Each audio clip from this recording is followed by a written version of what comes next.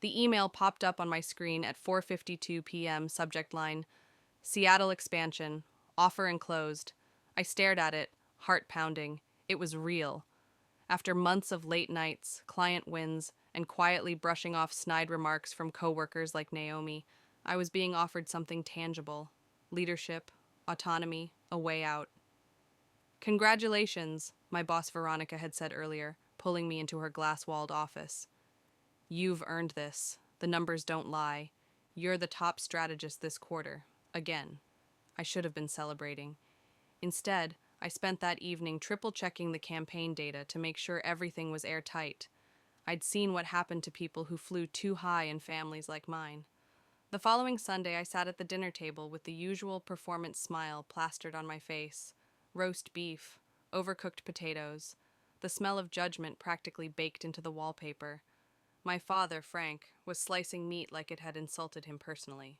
My mother, Judy, was fussing with the table runner that didn't need fussing. My brother Ethan scrolled through his phone. Rebecca, my sister, whispered something to her husband and smirked. I have some news, I began, keeping my tone careful. I've been offered the regional director role for the new Seattle office. Silence. Then the scrape of a fork. So, my dad said, not looking up, you're just leaving? It's not for a few months. And I'd still be with the same company, I offered, suddenly on defense. Funny how your big moments always show up when we need you here, my mother muttered, dabbing at a spotless spot on the table. I glanced at Ethan. The store's doing okay, right? He snorted. Sure, if okay means bleeding customers and being one broken HVAC away from bankruptcy. We didn't want to worry you, Judy added, voice coated in false warmth. But things have been hard. I set down my fork. Then let me help. And there it was, the shift. My father's eyes softened, just slightly. What could you do? I'm in marketing. I can redesign the website, run ad campaigns, maybe create a targeted outreach strategy, modernize the brand a bit. He frowned. As long as you don't make it one of those influencer stores. We don't do TikTok, Aaron. I'm not suggesting that, I said calmly. Just professional branding, clean photos, maybe an e-commerce option for out-of-state customers. Ethan grumbled. Might be too late for all that. I'll do it for free, I said. No strings. My mother's hand flew to her chest like I'd offered her a kidney. You'd do that for us? Still chasing approval, aren't you? A voice in my head whispered, still hoping they'll finally say, thank you. Over the next few weeks, I did what I promised. I rebuilt their website, set up email automations, opened business accounts on social platforms, and even used my own camera to take product shots. Orders started trickling in from out of state, small but promising. At work, however, Naomi wasn't subtle. She questioned one of my campaign forecasts in front of the entire leadership team, only to be proven wrong when the numbers landed higher than expected. Still, the seeds of unreliability were being sown. I could feel it. Then, one Thursday evening, while combing through their QuickBooks file, I noticed a red flag.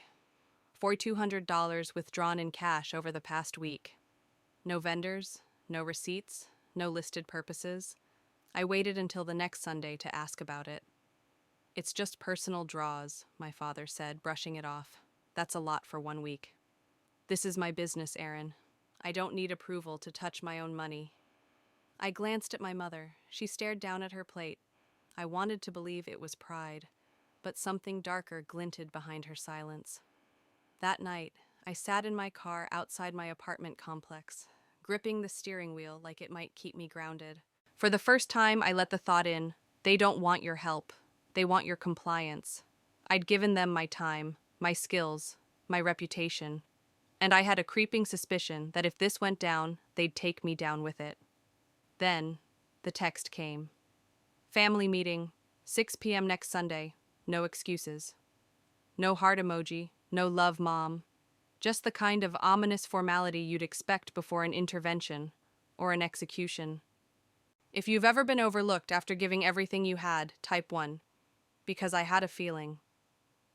The worst was still ahead.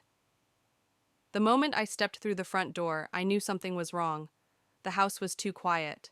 No football game on the TV, no clatter of dishes, no half-hearted, "Hey, Aaron," from the kitchen. Just silence and eyes. Every living room chair was occupied.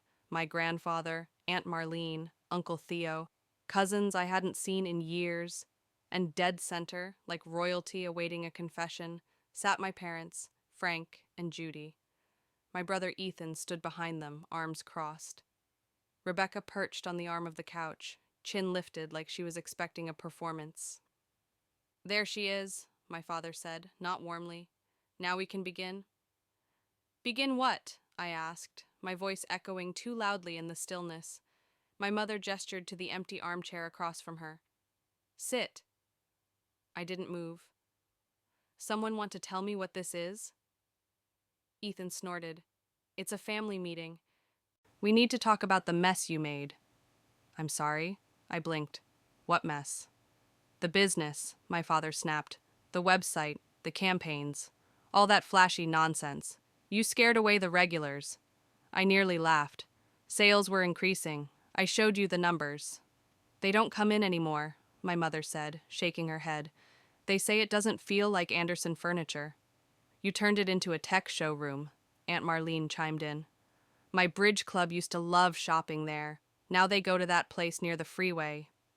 "This is the first I'm hearing any of this," I said.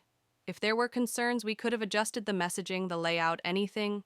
"You shouldn't have had to be told," Rebecca cut in. "You're the expert, right?" I stared at them. "You asked for help. I gave it. For free." "You gave us control with one hand," my father growled, "and yanked it away with the other. That loan you co-signed, you tied it up in conditions, had me reporting like I was a junior intern." "You agreed to those terms," I reminded him. "They were to protect me from being dragged into financial decisions I didn't make." Ethan scoffed. "Well, guess what? You're in it now." I stepped back toward the door.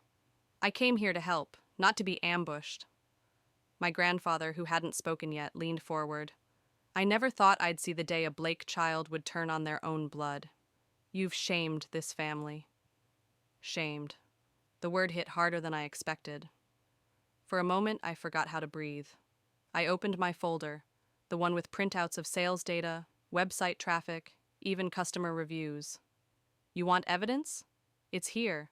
You're blaming me because it's easier than looking at the real issue." Rebecca's eyes narrowed. "Don't you dare bring up Dad's gambling." "You mean the $100,000 missing from the accounts?" I said, sharper than I meant to. "The money I co-signed for, that vanished without explanation?" The silence that followed was ice cold. "He's sick," my mother whispered. "He's getting help." "And I'm the villain?" I asked. "For calling it what it is?" "You always do this," Ethan muttered. "Act like you're above us, like you know better." "I know manipulation when I see it," I said quietly. "I spent 28 years learning it firsthand." My father stood. "Enough. You've done enough." He pointed toward the front door. "Get out, Aaron." "Dad?" "You heard him," Rebecca added. I turned to my mother. "You're really okay with this?" She looked down at her hands. "I think it's best if you go." That's when I knew. It wasn't just disappointment. It was exile. I placed the folder on the coffee table, unopened. "I hope someday you see what this really was." As I walked out, no one stopped me, not even the cousins who used to sneak me cookies. Outside, the air was colder than I remembered. My hands were shaking, but not from the weather, from clarity. For once I hadn't cried, and I wouldn't. If you've ever been blamed for standing your ground, type 2. Because sometimes being voted out is the first real vote of confidence you'll ever give yourself. The message appeared on my locked phone screen at 9:17 a.m. "We know where you work now." No name, just a Portland area code I didn't recognize, but I didn't need to. I knew who sent it. The family might have voted me out, but they weren't finished trying to pull me back in. I forwarded the text to my lawyer without comment, set the phone down on my kitchen counter in Seattle, and stared out the window at a city slowly waking beneath soft gray skies. I'd made it here, moved states, changed jobs, changed numbers, changed me. But peace doesn't come with silence, it comes with choice. And the choice I had to make now was whether to keep hiding or to finally own the new ground I stood on. That afternoon, I knocked on the glass door of my boss Veronica's office. She looked up from her laptop. "Got a minute?" I asked. "Always." "Come in." I closed the door gently behind me and sat down. "I need to tell you something. It's personal, but it might become relevant." Her brows lifted slightly. "Okay." And so I told her about the family business collapsing, the loan I co-signed, the blame they laid on me, the voicemail, the text. When I finished, she leaned back slowly. "Thank you for telling me. I didn't want surprises. If they try to contact you," Veronica waved a hand, "let them. Your work here speaks louder than anything they could say." I blinked. "Even if they frame it as betrayal? Financial irresponsibility?" "I've seen your results. You revived our retention strategy in 3 months. You've brought in 6 new clients. If being irresponsible looks like this, I'll take a dozen more just like you." A shaky breath escaped my lips. "Thank you." She smiled. "Besides, anyone who threatens to sabotage their own family's career isn't exactly credible." That night, I slept with both eyes closed for the first time in weeks. In the weeks that followed, I said yes to things I used to fear. A weekend hiking trip with coworkers, a local ceramics class, despite my total lack of coordination, and Sunday brunch with Sophia, the barista who'd first welcomed me to Seattle, with her partner and their group of wildly eccentric, impossibly kind friends. I decorated my new apartment with furniture I liked, books I wanted to read, music I wasn't embarrassed to play out loud. I adopted a rescue cat, Milo, one eye, missing tail, and the softest purr you could imagine. He curled beside me each night, a small constant in a world I was learning to claim. Then one Sunday morning, I got a new kind of message, an email from my mother. Subject: Seattle. Just me. No expectations. The body was simple. "I'll be in town next weekend for a medical consultation. Would you meet me for coffee? No pressure." I stared at it for a long time. Then forwarded it to Dr. Lena, my therapist. "Meet in a neutral location," she advised. "Have a clear time boundary. And go in expecting nothing. Not apology, not closure, just data." We met at a cafe near Pike Place Market, bright, crowded, and easy to leave. She looked smaller than I remembered, older, the carefully styled hair now streaked with gray. She smiled weakly as she sat down. "You look well, Erin." "I am well." We sipped coffee in silence until she spoke. "Your father's been sentenced. 2 years probation. We lost the house." "I know," I said. "My lawyer kept me informed." She nodded. "Rachel's still furious. Ethan doesn't say much, but I've been thinking a lot about cycles. What my mother did to me. What I didn't stop us from doing to you." It wasn't an apology, but it was the closest she'd ever come. "I didn't come to fix anything," she added. "I just wanted to see that you were okay."